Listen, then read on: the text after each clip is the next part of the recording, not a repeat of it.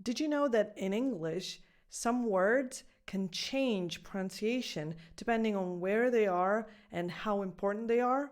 Today we're talking about reduced sounds. And it's a very important lesson, so you can't miss this one. Welcome to my channel. Io sono Miriam Romeo, e se capisci l'inglese ma non riesci a parlarlo come vorresti, then I would love to be your English coach. If you still haven't gotten my free mini pronunciation lesson, what are you waiting for? Go click on the link in the description box below to learn 5 easy tips you can apply right away to improve your English pronunciation and reduce your Italian accent. So, reduced sounds. In English, you reduce sounds all the time. Today I want to talk about some specific words that are very often reduced, and therefore their pronunciation is not always what you think, is not what it should be based on their isolated pronunciation. So I'm going to start off with the word to. So this, being just a preposition, it's a linking word. It's not a content word. So in a sentence,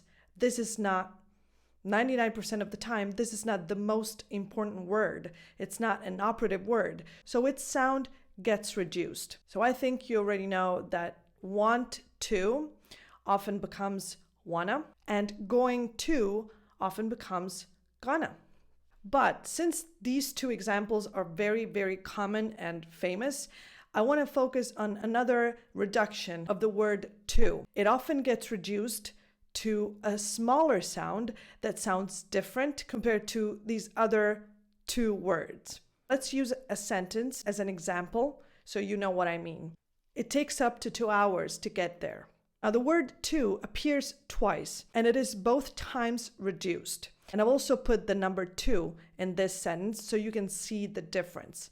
Now, let's slow it down a little bit. Let's kind of take it apart and we'll put it back together later. It takes up to 2 hours. To 2. So the first 2 gets reduced to just a t sound, almost. If you're not going super fast, it can have a t and a schwa sound attached to it. T. So it can just be t or t. This is a schwa.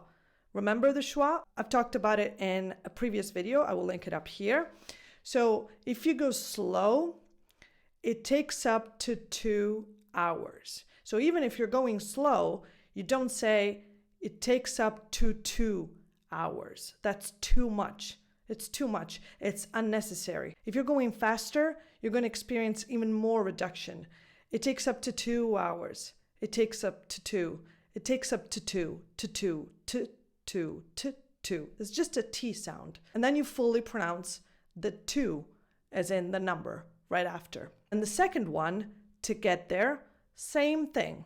If you're going slowly, you may have a T and a schwa sound to get there, to get there. If you're going faster, to get there, to get there. But even if you're going slowly, it shouldn't be pronounced to get there, to get there. You don't go fully into this oo movement to get there. It's too much. You don't want to do that. So it's not, it takes up to 2 hours to get there. See how slow I am and see how stiff and unnatural it sounds and it looks. So let's put it back together. It takes up to 2 hours to get there. It takes up to 2. It takes up to 2 hours. It takes up to 2 hours to get there. To get there. It takes up to 2 hours to get there. It takes up to 2 hours to get there. Now, the second one I want to talk about is the word of. Of. Not off, that's O-F-F, and it's another preposition, very different. This one is of. But, since again, this is just a preposition, it's just a linking word, it gets reduced. And it gets reduced often to just a schwa. At most, it gets reduced to a schwa and then this very, very soft v sound, or just a schwa. I'll give you an example. I just had a small piece of bread. Did you hear of? Did I stop to pronounce of? No, I didn't. I just had a small piece of bread. Bread. If I go a little bit more slowly, you can hear a little bit of this v sound happening. Let's try. I just had a small piece of bread. But the O is not fully pronounced, as if I'm just pronouncing this word of. I'm not saying ah. That's not the vowel sound I'm pronouncing. I'm just pronouncing a schwa sound. A small piece of bread. Small piece of bread. I just had a small piece of bread.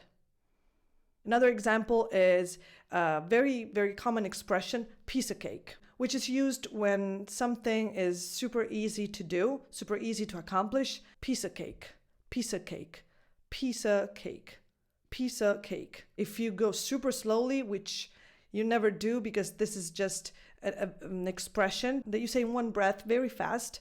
But if you want to go super slowly, piece of cake, of. That's the most definition that this word can have in this expression. Or think about the Led Zeppelin song, Whole Lotta Love. What is this? What's lotta? It's lot of. Whole lot of love. If you go fast, whole lot of love. And Led Zeppelin is an English band. So this applies to British English and American English. Another word that gets reduced a lot is the word for. For. Now this one, F-O-R, is actually pronounced the same as the number 4, F-O-U-R. But since, again, this is just a preposition, so just a linking word and not a content word, it gets reduced a lot. And let's use a sentence as an example. I've been waiting for you for 4 hours. I've been waiting for you, not for you. I've been waiting for you. I'm not saying that. I've been waiting for you, So again, this O between the F and the R becomes a schwa. So whatever happens, remember that natural bridge, whatever happens, happens. So focus on going from the F to the R for you, okay? No vowel, okay? Pretend there's no vowel at all. For you, for 4 hours, for 4 hours. You can clearly hear the difference between the preposition and the number. For 4 hours, for 4 hours. I've been waiting for you for 4 hours. I've been waiting for you for 4 hours. That's it for today. For today, not for today. Write in the comments below what you think. And don't forget to click on the link in the description box below to get your free pronunciation lesson. And if you want to work with me and you want me to be your English coach, just contact me at this email address right here. And I'll see you in the next video. Thank you for watching. Bye.